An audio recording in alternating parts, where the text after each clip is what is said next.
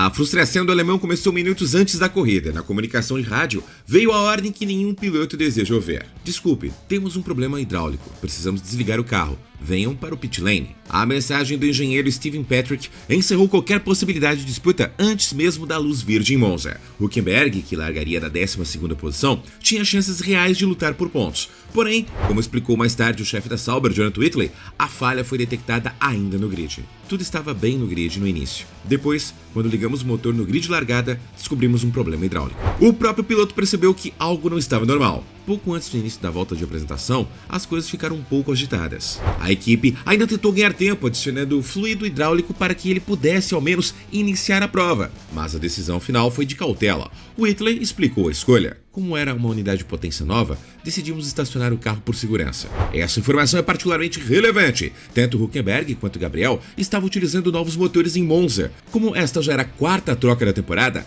a Sauber sabia que qualquer falha poderia custar caro no gerenciamento do limite de unidades de potência. A equipe preferiu não arriscar. Hülkenberg, naturalmente, ficou desapontado, mas manteve a serenidade. Foi definitivamente frustrante para mim e para a equipe. Ninguém pretende algo assim. É um esporte técnico e às vezes as coisas podem acontecer, você simplesmente tem que aceitar. Enquanto Hülkenberg deixava Monza sem largar, Gabriel Bortoleto entrou em cena para garantir pontos preciosos na luta do meio do pelotão. O Brazuca largou em 7º, conseguiu avançar algumas posições nas voltas iniciais, mas enfrentou dificuldades após um pit stop lento. Apesar dos contratempos, Gabriel manteve a calma e recuperou o terreno. A estratégia sólida e a consistência ao longo da corrida renderam resultado. Cruzou a linha de chegada em 9º, mas acabou promovido ao 8º após a punição aplicada a Kimi Antonelli. No final, celebrou no rádio com a equipe. Acho que otimizamos nosso desempenho hoje. Após ultrapassar Antonelli e Alonso, consegui subir para a 6ª posição nas primeiras voltas. Eu sabia que não duraria, mas não me importei. Queria lutar um pouco.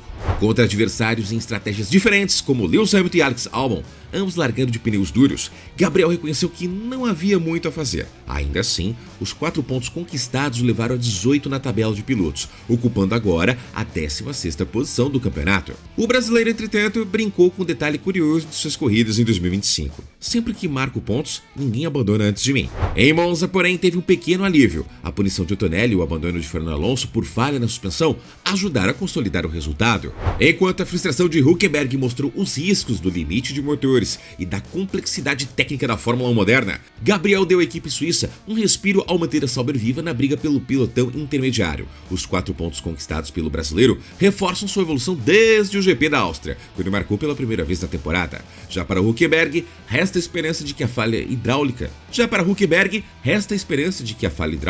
não comprometa os próximos capítulos de 25, em um ano em que a confiabilidade pode ser o diferencial entre o sucesso e a decepção. Agora a Fórmula 1 se prepara para encarar as ruas estreitas e velozes de Baku, mas Gabriel prefere adotar cautela em suas declarações. Questionado sobre a expectativa para a etapa no Azerbaijão, o jovem estreante destacou que ainda precisa se aprofundar no estudo da pista. Abre aspas. É uma pista de rua com bastante reta. É difícil de falar. Acho que preciso sentar e analisar Baku com esse carro. Não parei para estudar. Estava bem focado nessas 2 corridas, Zandvoort e Monza. O brasileiro reconhece que o traçado Azeri pode oferecer oportunidades, mas também armadilhas para o carro da Sauber, que apresenta limitações em pistas mais irregulares. Mas, teoricamente, pode ser uma pista ok para nós. É uma pista um pouco emburacada, então não ajuda muito com o nosso carro duro. Quando pegamos alguma ondulação na pista, sofremos um pouco, mas vamos ver. As retas podem nos ajudar. A fala de Gabriel reflete não apenas prudência, mas também maturidade em sua primeira temporada completa na Fórmula 1. Desde a estreia, o brasileiro vem demonstrando consistência, sobretudo em etapas de maior desafio estratégico.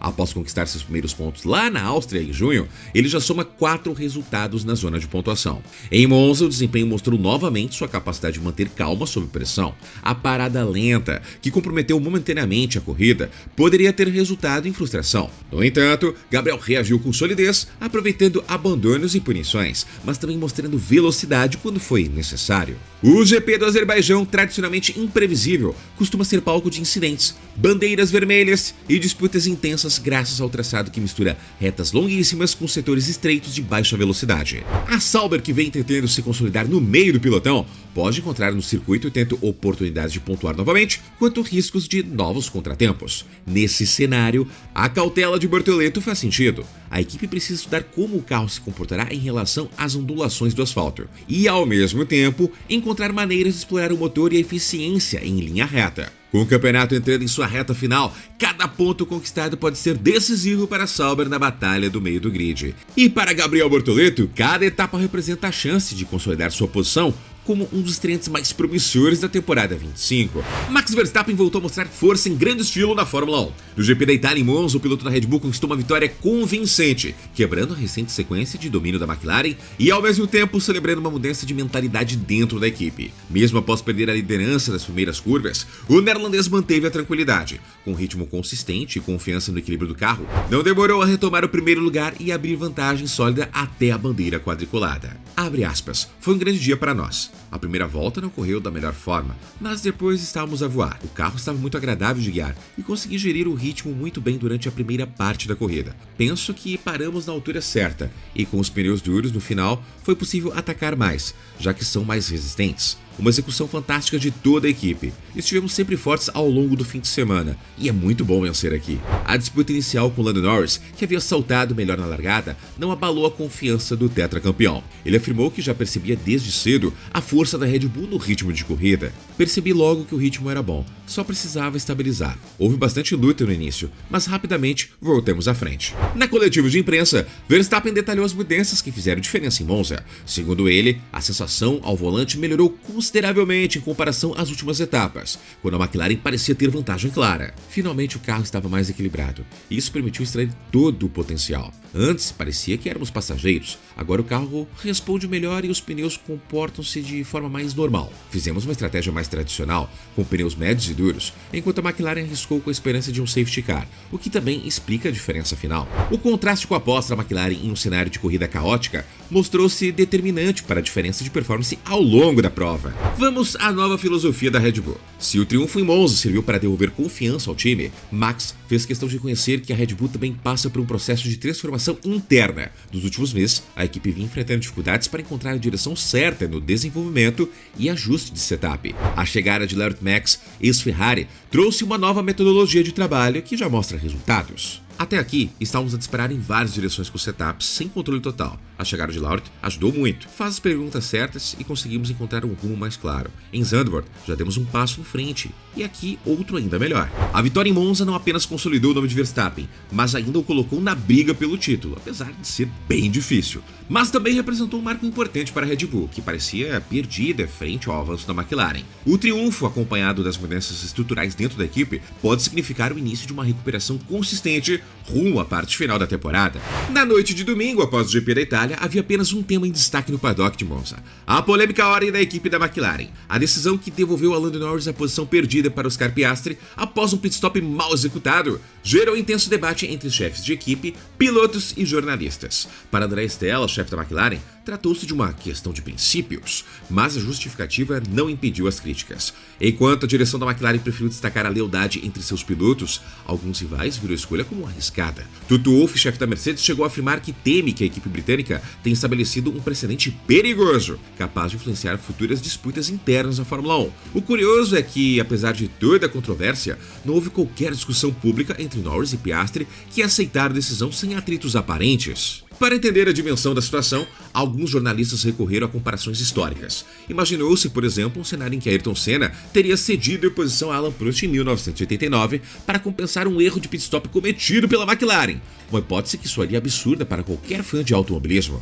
Da mesma forma, seria impensável acreditar que Lewis Hamilton e Nico Rosberg, em seus intensos duelos na Mercedes, aceitariam uma ordem semelhante sem resistência. E é justamente nesse ponto que surge Max Verstappen. Questionado pela Servus TV sobre o que faria caso estivesse no lugar de Oscar Piastri, o tetracampeão não titubeou e interrompeu de imediato a pergunta do repórter: eu não teria feito isso? A resposta não chega a surpreender. O próprio Max já esteve envolvido em uma polêmica parecida no GP do Brasil de 2022, quando a Red Bull pediu para que ele cedesse posição a Sérgio Pérez, que lutava pelo vice-campeonato. O holandês recusou a ordem, alegando que o companheiro de equipe também havia deixado de ajudá-lo em ocasiões anteriores. Esse episódio desencadeou uma avalanche midiática que expôs ainda mais as tensões internas entre Verstappen e Pérez, tensões que, segundo relatos, continuam alimentadas até hoje pelos familiares dos dois pilotos. Por isso, quando se trata de ordens de equipe, Verstappen nunca escondeu sua posição: aceitar apenas se não houver prejuízo direto aos seus interesses. O episódio de Monza serviu, portanto,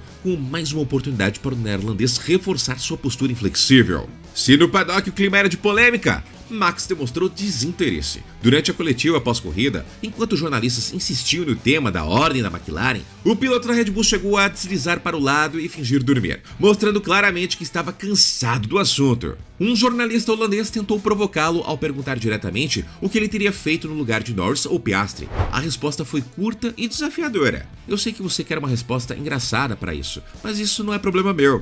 Não é problema meu. É melhor não falar sobre isso. Fecha aspas. Com essa frase, Max encerrou de vez a discussão, deixando claro que prefere manter distância de polêmicas que não envolvam seus próprios interesses, ainda que sua postura evidencie que, na prática, ele dificilmente aceitaria uma ordem de equipe que lhe custasse pontos ou vitórias. Mas você, do outro lado, parou para pensar que Lando Norris, Oscar Piastri e a equipe da McLaren já tem algo combinado em casos como esse e por isso não precisam ir à mídia para poder resolver? E aí, foi justo ou injusto? Afinal de contas, não foi um erro do piloto, não foi algo com o carro, mas sim algo externo. Seria algo já combinado dentro da equipe? Gabriel está em 16º na tabela do campeonato de pilotos. E aí, até o GP de Abu Dhabi, a última bandeirada da temporada, em que posição você crava que ele vai terminar? Coloque aqui nos comentários. E no mais, muitíssimo obrigado a você do outro lado que nos acompanha aqui diariamente, de segunda a segunda, há anos gerando conteúdo aqui no canal. Ó, galera, é o seguinte, aquele famoso Triple C, curte, comenta, compartilha, agora tem ferramenta nova no ar aí, ó, Hypar, esse Hypar faz diferença? Faz. Então, coloca aí no Hypar para dar aquela força para nós, para continuar incentivando o nosso trabalho aqui também. Lembrando também, ó, comunidade em torno de 70 mil inscritos, então se inscreva no canal. E o nosso encontro, você já tá bem ligado, né? Eu sou o Tio Barba e até o próximo vídeo!